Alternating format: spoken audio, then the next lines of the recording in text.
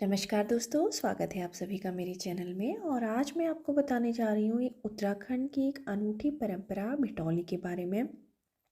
उत्तराखंड में हर साल चैत्र मास में मायके पक्ष से पिता या भाई अपनी बेटी या बहन की ससुराल भिटौली लेकर जाते हैं। सदियों से चली आ रही भिटौली परंपरा का महिलाओं को बेसब्री से इंतजार रहता है।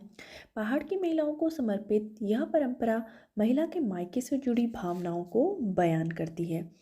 भिटोली का सामान्य सा अर्थ है भेंट यानी मुलाकात करना। उत्तराखंड की विषम भौगोलिक परिस्थितियाँ, पुराने समय में संसाधनों की कमी और व्यस्त जीवन शैली के कारण महिलाओं को कई साल तक अपने मायके जाने का मौका नहीं मिल पाता था।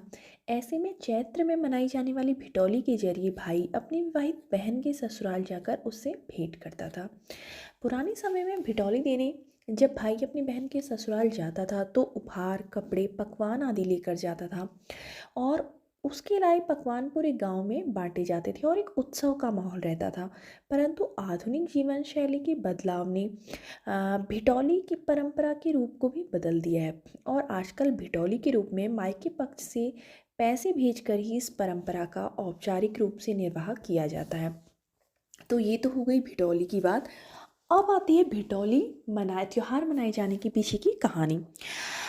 ऐसा कहा जाता है कि बहुत पुराने समय की बात है, एक गांव में एक परिवार रहता था। उसमें एक भाई बहन थे, देबुली और नरिया। देबुली जो बड़ी बहन थी और नरिया छोटा भाई था।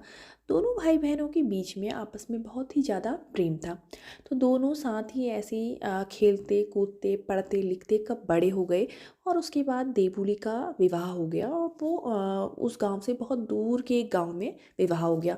तो बहुत दूर शादी होने के कारण जो देवली थी वो मायके कई सालों तक मायके नहीं आ पाई। तो उसका जो भाई था नरिया वो उसे बहुत ज़्यादा याद करता था और हमेशा अपनी माँ से यही पूछता कि माँ, दीदी हमें मिलने क्यों नहीं आती। और उसकी माँ बार बार यही उत्तर देती कि उसका ससुराल बहुत दूर है, इसीलिए वो हमें मिलने नहीं आ पाएगी।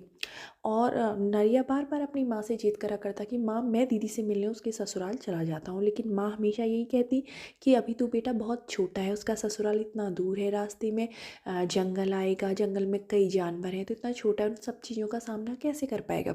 तो इस तरह रोज़ वो नरिया को समझा बुझा देती। वहाँ देवुली भी अपने भाई को बहुत याद करती और उसकी याद में उदास रहती। एक दिन नरिया के सपने में देवुली आई और जो कि उसे बहुत ज़्यादा याद कर रही थी। तो नरिया ने अपनी माँ से कहा कि माँ, मैंने सपने में दीदी को देखा और वो बहुत ज़्यादा उदास थी और मुझे बहुत याद कर रही थी और मैं उससे मिलना चाहता हूँ। तो माँ नरिया को आखिर कब तक रोकती। तो माँ ने कहा, ठीक है बेटा, मैं ऐसा करती हूँ, आज कुछ पकवान तैयार कर देती हूँ, तुम कल सुबह अपनी दीदी से मिलने चले जाना।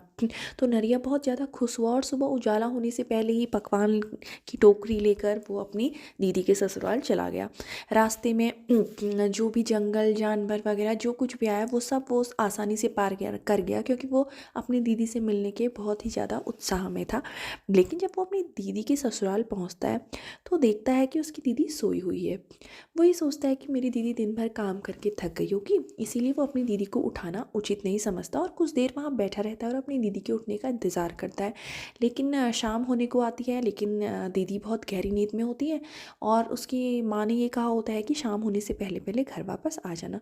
तो नरिया ये सोचता है कि अब शाम होने को है और माँ ने जल्दी आने को कहा है, तो अब मैं वापस जाता हूँ। तो वो टोकरी वहीं अपनी दीदी के सामने रख के ही चला जाता है। उसके जाने के बाद थोड़ा जब शाम होती है तो उसकी दीदी की नींद खुलती है और वो जब अपने सामने पर रखी हुई टोकरी देखती है तो वो समझ जाती है कि मेरा भाई यहाँ आया था, लेकिन मैं सोई रह गई, इसीलिए मेरा भाई चला गया।